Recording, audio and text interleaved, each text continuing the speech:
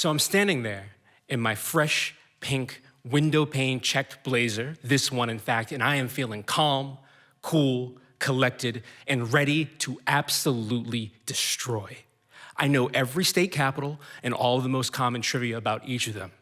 I have the Heisman Trophy winners for the past 30 years on lockdown. I can tell you which village in Sweden is responsible for naming 4 of the elements of the periodic table. I am standing on the set of Jeopardy, America's favorite game show, and I am ready to fulfill a lifelong dream, my destiny, in fact. I've loved this show for 20 years, and finally, I am here, and I am ready, and I am prepped, because I have a very specific goal on Jeopardy. I'm not content to be there. Oh, I appreciate the time. I'm not hoping maybe I win one. No, the goal is I need to win a minimum of 5 games, establishing a streak in Jeopardy parlance, earning myself a place in small Jeopardy lore, and critically, locking in a position in the Tournament of Champions at the end of the year. I get to come back again, more money, more TV time, and I have put in the work.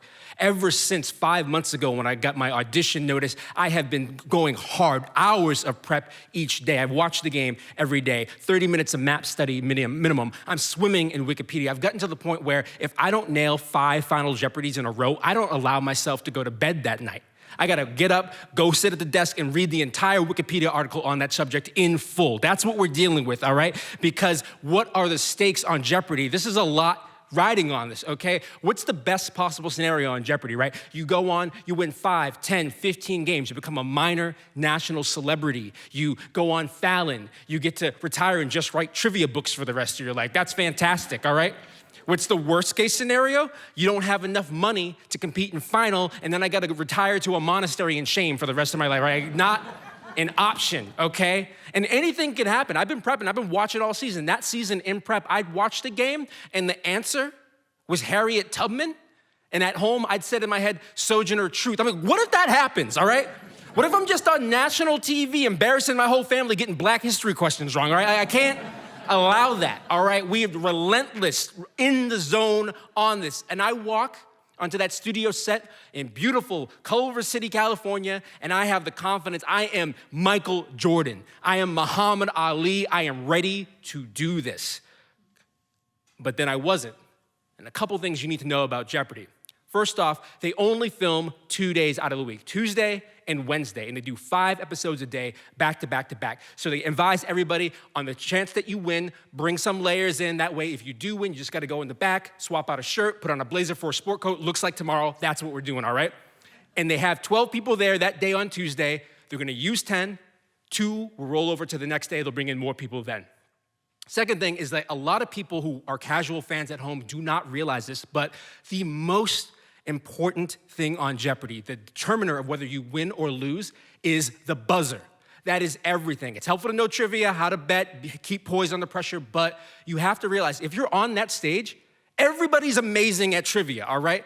Like most of the contestants know most of the answers most of the time. Therefore, the entire game, win or lose, is do you buzz in first? If you do, money, fame, glory. If you do not, you will be taking a garment bag full of perfectly pressed blazers and tops back home with you, all right? That's what the deal is, okay?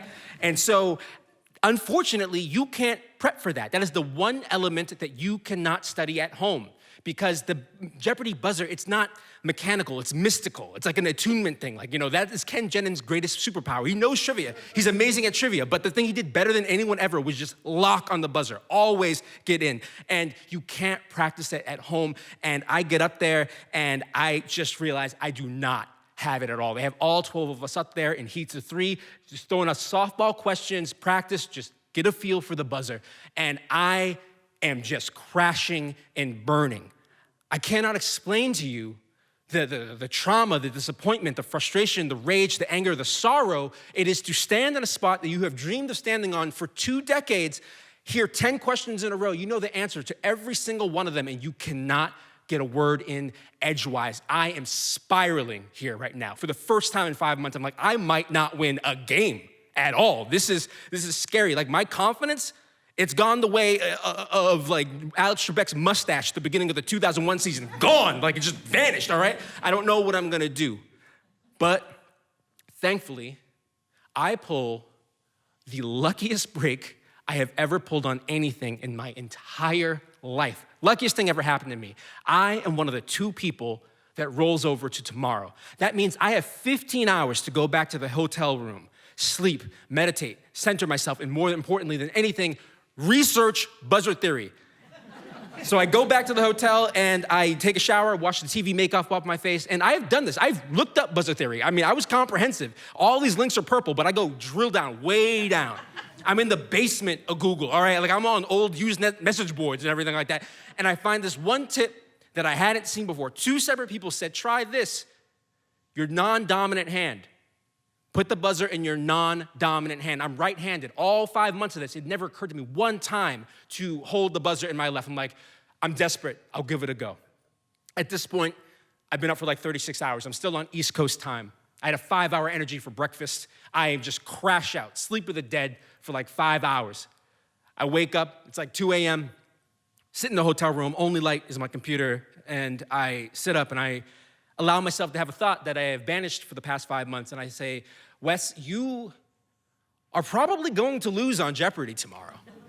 And that is scary. That is scary because, I mean, you just know if you've ever done athletics, musical performance, like anything like that, you have to know you're going to win. If you have any doubt about before you get up on stage, whatever, you will crash and burn. The doubt will make it true. I know this. And I am admitting to myself, we're probably gonna lose. This is radical. And then I keep thinking about it. I'm like, okay, that can go one of 2 ways. Either I can go out there, sour face, wide eyes, dry mouth, crash and burn, look awful, or I can appreciate that I am in the scenario that I've wanted for most of my life. And I can go out there and have fun, crack some jokes with Alex, promote my humor book, have fun taking in. And I'm like, whoa, because like that, everything changes, like just immediately. I go from 5 months of militaristic, monastic, self-denial training where the only goal is win, to have fun. Immediately, and like that, weight off my shoulders. Just, I am free, I am chilling, everything is beautiful. I can't wait to go in tomorrow. And I go in, and I have my last practice session on the buzzer, and before I get up there, I'm just like, whoop. And oh my God, everything changes. I am crushing it right now, all right? 2 in a row, 3 in a row, I am in there. I can't explain it. I think I am naturally slower in my non-dominant hand. That made me not buzz in too early. You get locked out. So I was like, yes. And I feel confident. And they draw lots. Who's going up first game? And they call my name. And I'm like, let's go face your destiny. And Jeopardy is fast. Jeopardy is so fast. It's 30-minute block of programming. 22 minutes, you take out the commercials. You remove Alex's intro, the interviews, Final Jeopardy. You are actually answering questions and answers for 15 minutes, like that. That's 3 songs. I go up there and 22 minutes later, I am a Jeopardy champion. I did it. Thank you. And then I did it again, and then I did it again. And then we go to lunch, and I come back, and I lose my 4th game. Lose my 4th game, and I have never been filled with 2 emotions equal and opposite at the same time like this before. On the one hand, utter disgust, sorrow, self-hate. I have failed. Half a year you train for this, and this is what you do. On the other hand, I feel not happiness, but relief. I don't have to go to a monastery, all right? I just made my yearly salary in 3 hours. All right, I'm cool. And I realized that life is not a game. It really isn't, but sometimes, if you are lucky, it might be a game show. And if you don't have fun at the game show, what are you really doing out here? Thank you very much.